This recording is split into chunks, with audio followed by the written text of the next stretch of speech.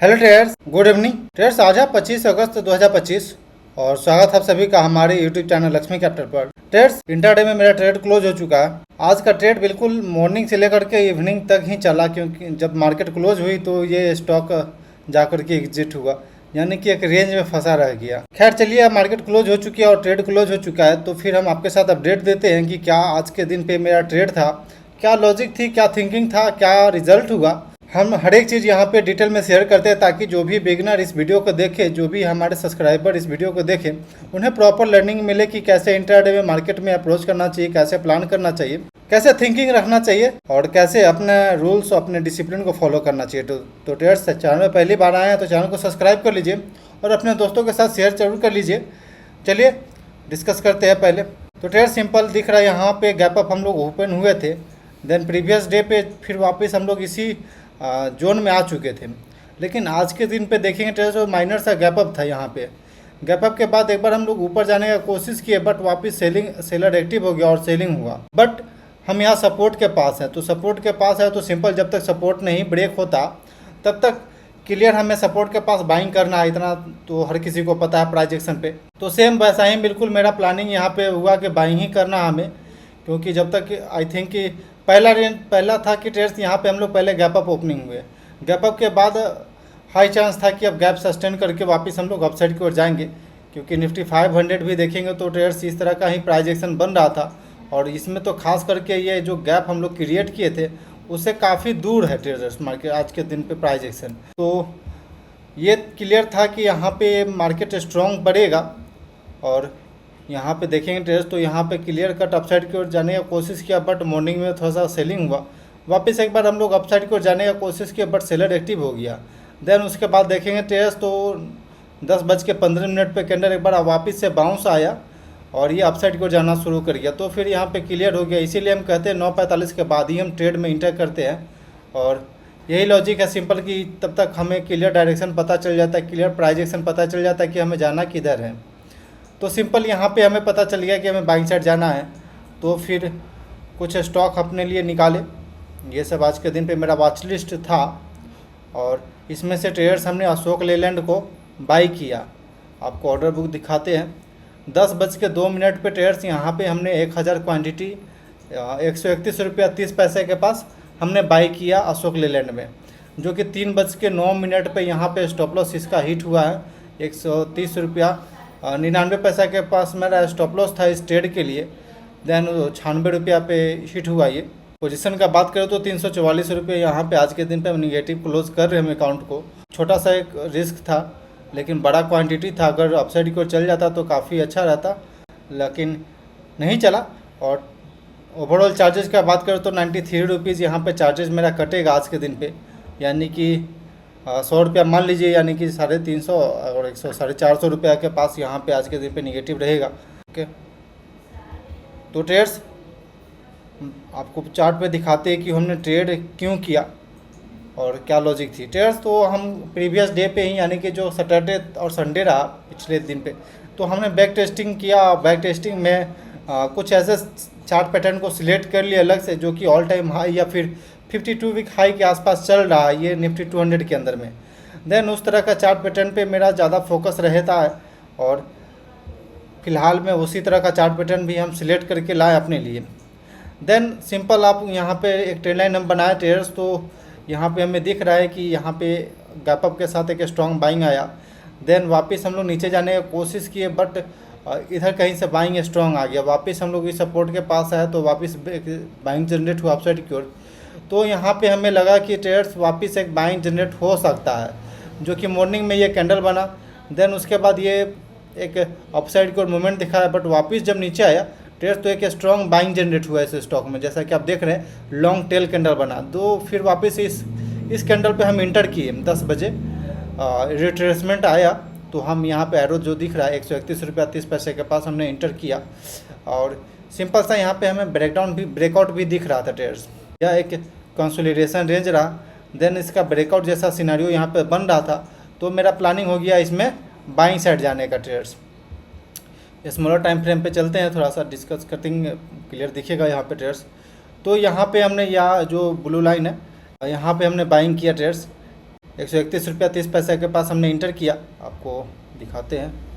Okay, simple initially मेरा इधर कहीं का स्टॉप लॉस था, लगभग 50 पैसा के पास स्टॉप लॉस आ रहा था, जो कि मेरा 500 रुपया का रिस्क जो हम डेली लेते हैं बिल्कुल उसके हिसाब से ही था। इसके अगेंस्ट में ट्रेडर्स मेरा 1 रुपये का टारगेट था, लगभग 132 रुपया 20 पैसा या फिर 132 रुपया 40 पैसा के आसपास कहीं आएगा तो हम बुक कर लेंगे ट्रेड को। बट आप देखेंगे ट्रेड्स तो यहाँ से काफ़ी देर कंसोलिडेट किया, देन उसके बाद एक अचानक से स्पाइक आया, बट वापस से ये सेलिंग हो गया। लेकिन एक बार वापस से मार्केट जब बीच में आया तो काफ़ी अच्छा एक अपसाइड को मूवमेंट दिखाया, जो कि 131 रुपये 80 पैसा के पास गया था। बट यहाँ तक ट्रेड्स लगभग 500 से 600 रुपये के आसपास मेरा प्रॉफिट बता रहा था यहाँ पे, बट हम एग्जिट नहीं करना था, क्योंकि डिसिप्लिन जो बोलता है कि अपने टारगेट और स्टॉप लॉस के लिए बिल्कुल वेट करना चाहिए। तो फिर यहाँ पे जब मार्केट आया तो फिर मेरा जो स्टॉप लॉस था इनिशियली, अब ट्रेल करके हम बिल्कुल अपसाइड की ओर लेकर के आ चुके थे इसे, लगभग 99 के आसपास कहीं आ चुके थे लेकर के हम। तो फिर वापस ये सेलिंग होना शुरू हो गया। इसके बाद थोड़ा सा आप ऊपर चल जाता तो टारगेट हो जाता, लेकिन वापस सेलिंग स्टार्ट हो गया। लेकिन ट्रेड्स यहाँ पे मेरा स्टॉप लॉस 99 का था तो हिट नहीं हुआ। वापस एक बार 20 में लगभग 2 बजे बाउंस आया, 2:06 पे एक बाउंस आया, बट वापस से सेलिंग हो गया, यानी कि सेलिंग प्रेशर था। और जो भी चार्ट पैटर्न आप देख रहे हैं ट्रेड्स यहाँ पे बिल्कुल डिसिप्लिन के साथ हम फॉलो किए हैं। इधर मॉर्निंग में हम कहीं 10 बजे इंटर किए, लेकिन यहाँ पे देखेंगे ट्रेड्स तो हम बिल्कुल हम इस ट्रेड को 3:09 तक हम होल्ड किए हुए थे। ट्रेड्स 3:09 पे एक बार डाउन साइड की ओर मूवमेंट आया और यहाँ पे स्टॉप लॉस मेरा हिट हुआ, तब जाकर के हम एग्जिट किए। यानी कि बिल्कुल अपने डिसिप्लिन को फॉलो करना है। ट्रेड में एक बार हम इंटर कर गए तो ऐसा नहीं सोचना है कि फिर हम दूसरा ट्रेड में इंटर करते हैं, इसको काट देते हैं, ये अच्छा नहीं लग रहा है, ये ट्रेड हमें उतना परफेक्ट नहीं दिख रहा है। नहीं, ओवर थिंकिंग नहीं करना। एक बार ट्रेड में हम इंटर कर गए तो फिर अपने आप को बिल्कुल कंट्रोल करके रखना अपने टारगेट और स्टॉप लॉस के लिए। देन उसके अलावा मार्केट के ऊपर छोड़ देना है कि मार्केट क्या देता है, प्रॉफिट देगा या लॉस देगा, ये तो मार्केट के ऊपर डिपेंड करता है। क्योंकि आपने प्रीवियस मेरा कई वीडियो देखा होगा ट्रेड्स, तो आपको ऑब्जर्व आप किए होंगे कि बैक टू बैक कैसे प्रॉफिट होता है जब मार्केट देने पे आता है, लेकिन जब लेने पे आता है तो उस वक्त भी market back to back stop loss लेता है। लेकिन वहाँ पे सबसे इम्पॉर्टेंट हमें बात रखना है कि ट्रेड्स अपने डिसिप्लिन को हम कितना फॉलो कर रहे हैं, अपने रिस्क रिवार्ड को हम कितना फॉलो कर रहे हैं। अपने रिस्क रिवार्ड वहाँ पे ज़्यादा एग्रेसिव नहीं हो जाना है ट्रेड्स। तो ट्रेड्स ये सब वॉच लिस्ट पे एक बार देख लेते हैं। वेदांता मेरे पास मॉर्निंग में ये वॉच लिस्ट में था, बट ये मॉर्निंग में ही निकल गया ट्रेड्स, तो इस वजह से भी हम इस ट्रेड में इंटर नहीं कर पाए। तो इस ट्रेड में काफ़ी अच्छा टारगेट मिल जाता हमें।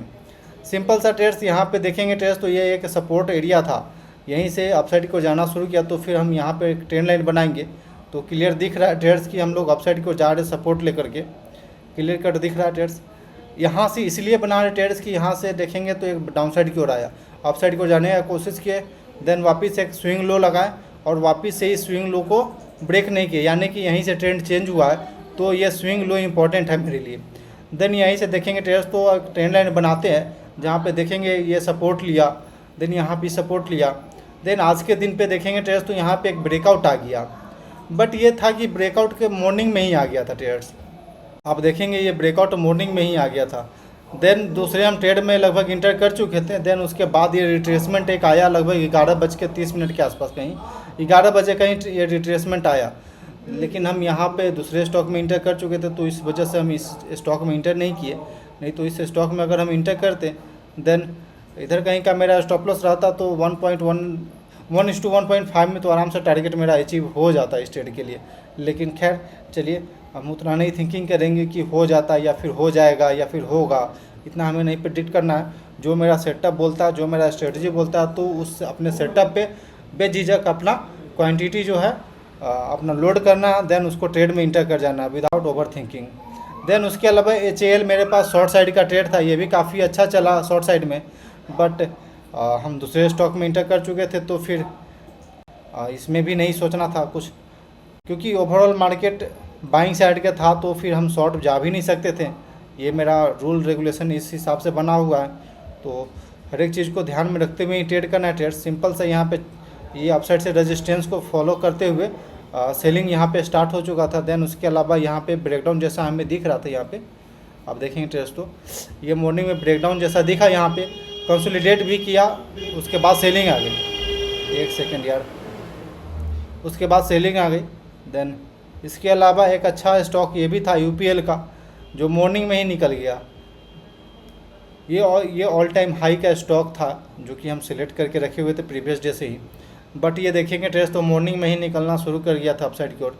तो फिर 9:45 तक हमें बिल्कुल वेट करना होता है।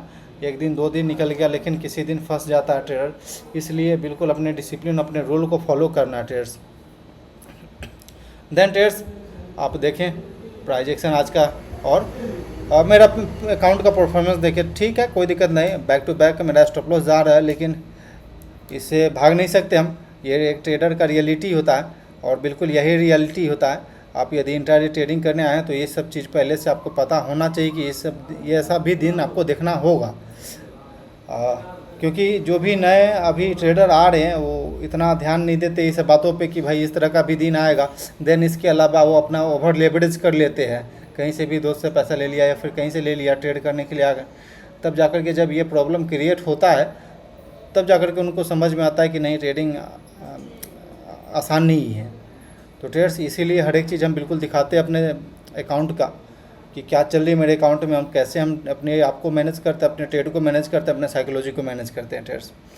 तो ट्रेडर्स आई थिंक कि आपको इस वीडियो में लर्निंग मिला होगा, और वीडियो में लर्निंग मिला तो जरूर कमेंट सेक्शन में बताइएगा। कुछ सजेशन हो तो जरूर बताइएगा। Okay traders, thanks for watching this video. Please like and subscribe my YouTube channel for more updates.